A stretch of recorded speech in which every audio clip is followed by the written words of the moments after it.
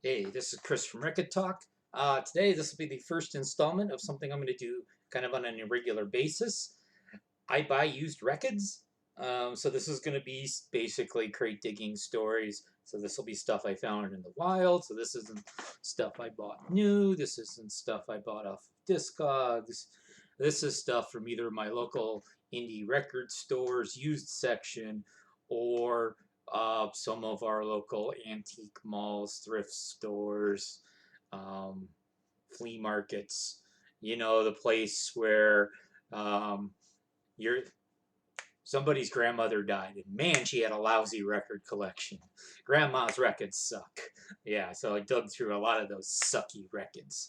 And living in Kentucky, there's a lot of sucky country and a lot of sucky easy listening and a lot of sucky really white gospel records all over the place.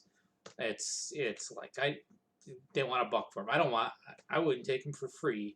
You'd have to give you'd have to give me money to take them away.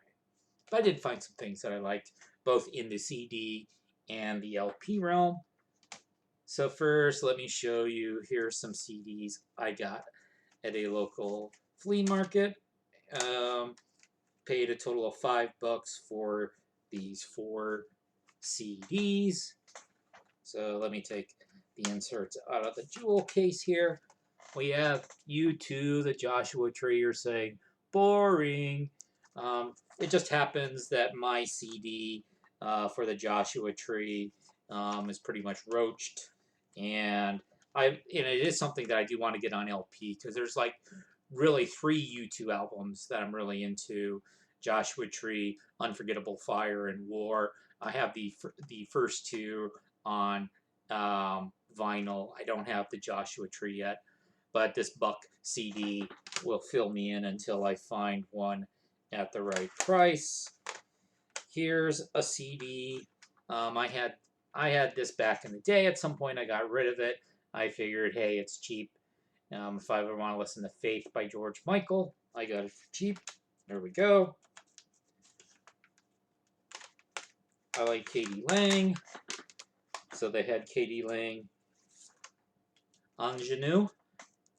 And I couldn't remember if I had this one or not, so I just went ahead and bought it. And I was happy when I got home because it turns out I didn't have that particular Katie Lang.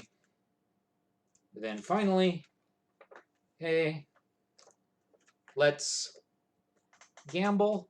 So this is Yusuf Nadur and Nina Cherry, and it was cheap, and I figured, hey, let's get it.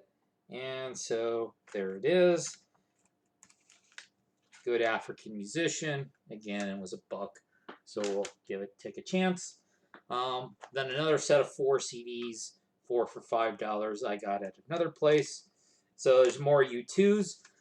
Eventually, I'm going to do a ranking the albums of U2, so I needed to fill in some holes in my collection, so I didn't have to just base it on streaming.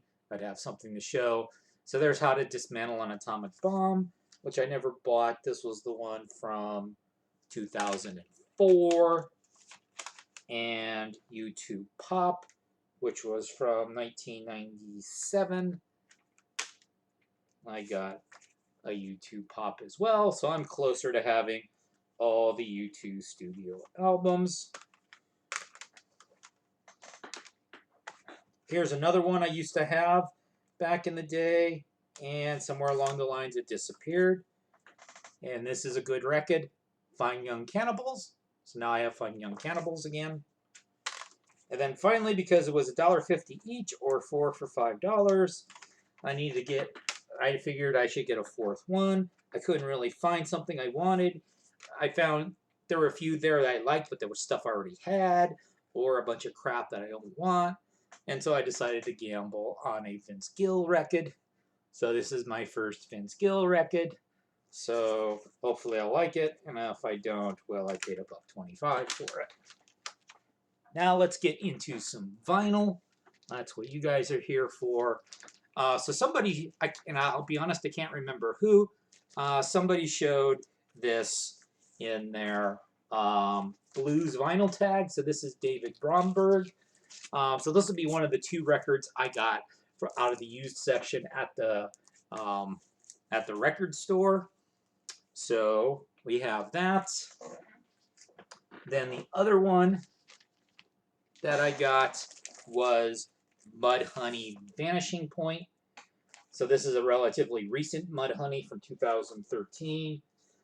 This was the one they toured on the live Mud Honey album that I showed in a video at one point, live at Birdman Rekkids. And then it was on Sub Pop. So again, found it used in the wild in my area. It is not a bad thing. I'd have been shocked if I had found that one at a flea market. And then, so here's an antique mall that I went. This antique mall, this is the only thing I ended up buying there. Go-Go's Vacation. So, you can see it was cut out at some point. But there we go. There were some other ones there that I was sort of interested in. I found like a Lovin' Spoonful, an association. They had big scratches on them, as the wax would say. They were hobo copies. I had to leave them behind. There was a few Roy Clark records I found at various places. They all were in bad shape, so they all got left behind. All right, we got two left. We've got West Coast Jazz Volume 3. So I found a crate that had a bunch of old jazz comps in it. Most of them looked pretty cheesy. This looked like the coolest one. I saw Chet Baker's name and I said, yeah, I should probably get this if it's in decent shape. The vinyl, and it is, on Jazz Tone Records. And, let me show you the back.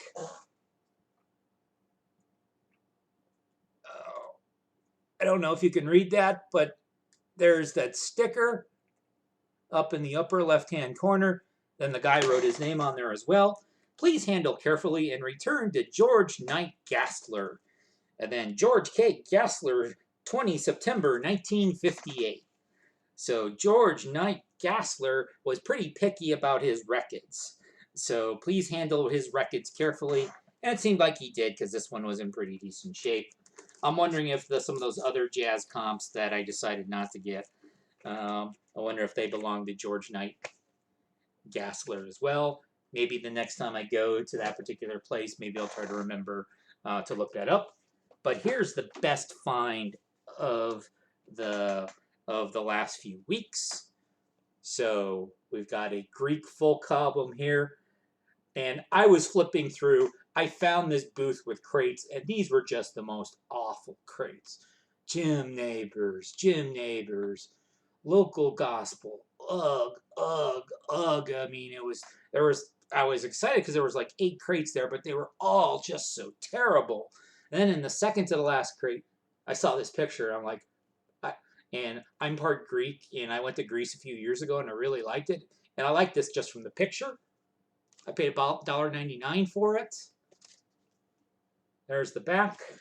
Apparently this was put out in 1974. Record made in Greece. Society for the Dissemination of National Music. And I ended up looking this up on Discogs. And this is like a $10 to $20 record on Discogs. I got it for $2. Right now, the cheapest one on Discogs is $9, but of course it's in Europe, so it's more like $30 by the time it gets to the US. The only person in the US selling this right now wants $35 for it, which I'm not going to pay. But I haven't even listened to it yet. But I mean, I just love the cover. It's got this nice sort of matte finish to it. It's got the guy playing, and so that's like, I think that's like your Greek bagpipes. Got a guy playing the drum. Look at these little kids here. Probably some church on an Aegean island. Songs of Mytilene and Chios. So that's the find of the day. If I had found this a few weeks ago, I would have shown this in the Mazzy folk tag, but I just got it now. So that's it for finding old Rekkids and crate digging with Chris.